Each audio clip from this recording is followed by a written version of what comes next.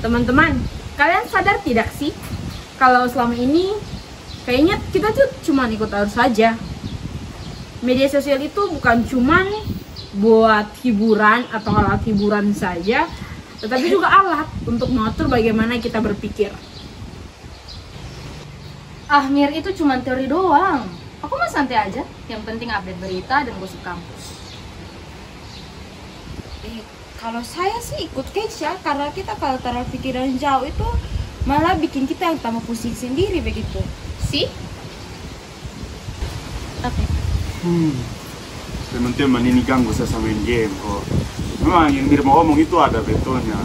Saya pernah baca di Instagram kalau teknologi itu bisa menjadi alat kekuasaan. Karena gimana ya teman-teman, karena teknologi itu kan sudah kasih kita informasi yang sudah diolah supaya kita itu tidak terlalu berpikir kritis lagi. Nah, itu aku lagi coba bikin eksperimen kecil nih. Aku posting 2 versi berita tentang kebijakan kampus, yang satu yang kritis, yang satu lagi yang mendukung. Kita lihat ya, mana yang akan lebih banyak dapat respon. Oke.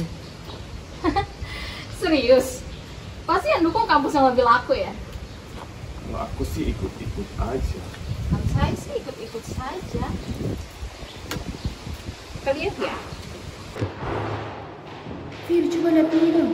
Postingan yang kritis cuma dapat sedikit like dan komentar, tapi yang dukung nih kebijakan kampus malah viral.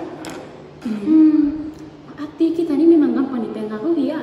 Padahal yang kritis itu penting buat perubahan. Betul, aku juga jadi mikir teknologi itu tidak netral, dia bisa memperkuat narasi yang penguasa mau loh. Ya, baru tahu ya.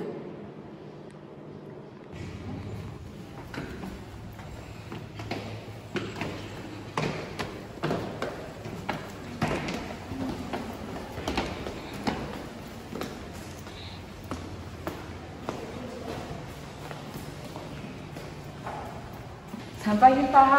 Sampai lagi.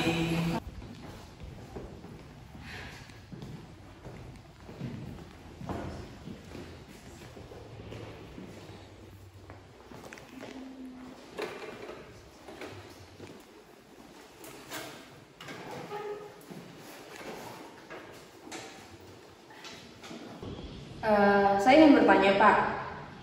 Di zaman yang sekarang ini kita sudah menggunakan teknologi dalam setiap aspek kehidupan kita. Tapi saya merasa bahwa teknologi ini justru membatasi kita untuk berpikir kritis. Jadi apakah benar bahwa teknologi ini bisa menjadi alat yang lebih dominasi lagi dalam setiap aspek kehidupan kita, atau seperti apa, Pak?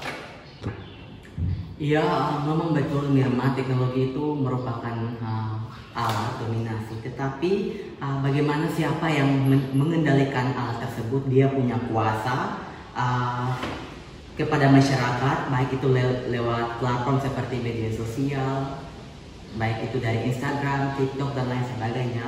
Tetapi bagaimana ini menjadi bagian dari teori kritis yang harus perlu kita pelajari, seperti itu.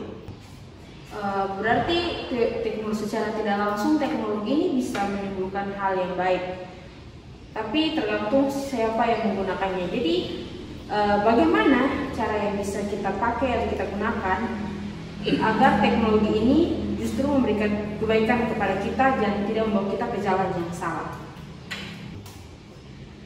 Oh ya Mirma, kalau begitu bagaimana dengan kita cara untuk menggunakan teknologi tergantung dari kesadaran kita. Perlu diketahui bahwa peningkatan kesadaran kita melalui penggunaan teknologi itu secara baik dan tepat sasaran. Jangan kita menggunakan teknologi untuk hal-hal yang tidak baik. Jadi mengenai penggunaan teknologi yang perlu diketahui bahwa teknologi itu bisa menjadi alat perlawanan jika kita bijak dalam menggunakan.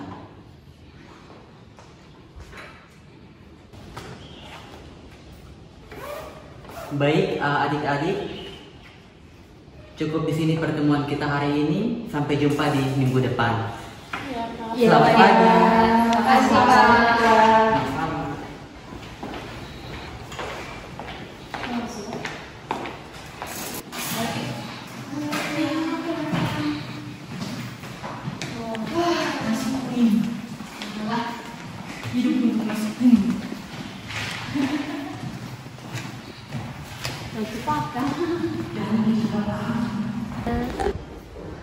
Apaan?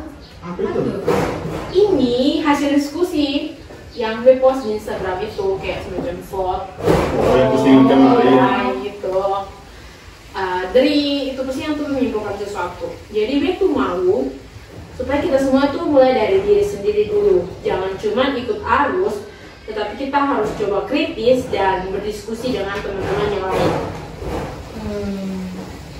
Aku mulai ngerti sekarang. Mungkin selama ini aku yang terlalu pasif. Ya, saya mau coba selektif dalam menerima informasi gitu. Bagus sih. Kayaknya kita harus saling dukung. Ya, kamu dukung dia, dia dukung kamu. Harus saling mendukung. Biar kita tidak terpisah ya. Iya. Ya udah kalau gitu kita buat grup yuk, grup diskusi gitu. Ayo. Diskusi kecil. Jadi Boleh. kita bisa diskusi tentang kebijakan-kebijakan, tentang hal-hal yang ada di media sosial supaya kita lebih kritis lagi. Bagaimana, setuju? Setuju. Oke. Jelaskan roomnya. Teknologi bukanlah musuh, tetapi alat. Yang penting adalah bagaimana kita menggunakannya dengan kesadaran kritis.